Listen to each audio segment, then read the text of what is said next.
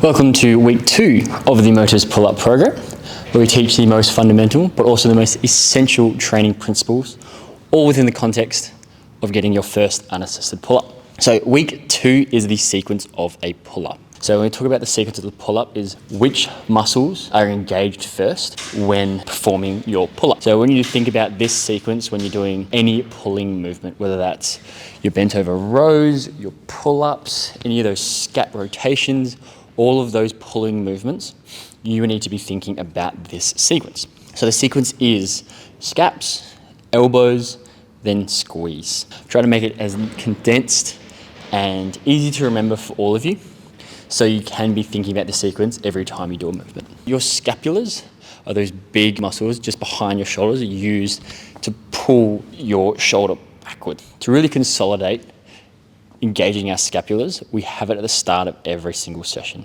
Either that's bent over scap rotations, hanging scap rotations, you really want to be thinking driving those elbows back and down.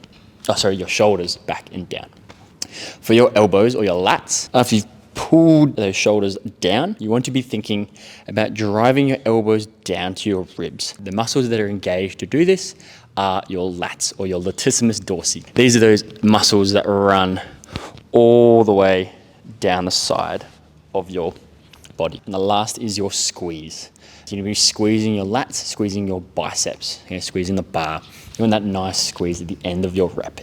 So why is it this sequence?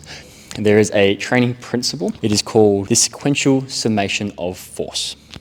So this is how all powerful movements can generate the most amount of force. Every single explosive movement in any sport, all are most efficient at producing that force using this principle. So number 1 is you're engaging the more powerful, the larger and more stable muscles first. So these are your scapulars. So these are the bigger, larger, more powerful, stable muscles engaged first. Then it goes on to the medium-sized muscles.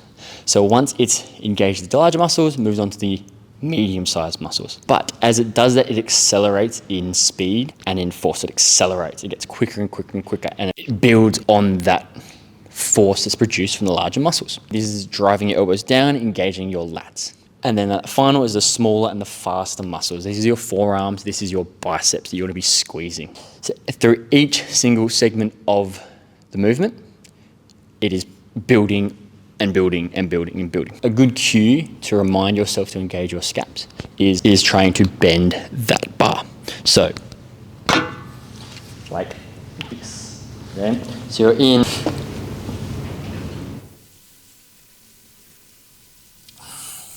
So you see how I think about driving my elbows down towards my ribs. Okay, that's really engaging the scapula. With engaging our lats, you really want to be thinking elbows. That's why I put the cue elbows rather than lats, because you want to be driving your elbows down towards your ribs. And then your squeeze, instead of just squeezing your biceps, you're going to be squeezing everything. Elbows down to your ribs, biceps, and we're thinking your hands into your shoulders. In every single one of our movements, just a reminder, every single one of our movements, we really want to be thinking about these 3 steps. Engage the scaps, drive the elbows down, engaging those lats, and squeezing at the top of the rep. Whether that's bent over rows, whether that's lat pull downs, whether that's banded pull-ups. Really want to be thinking about all 3 of those positions. Even in our negative pull-ups, we're going to be starting at the top, making sure we squeeze as we come down, slowly disengage the lats, then slowly disengage our traps, our scapulars, sorry. Hopefully that all makes sense. If it doesn't, flick me a message, but I hope to see you guys next week.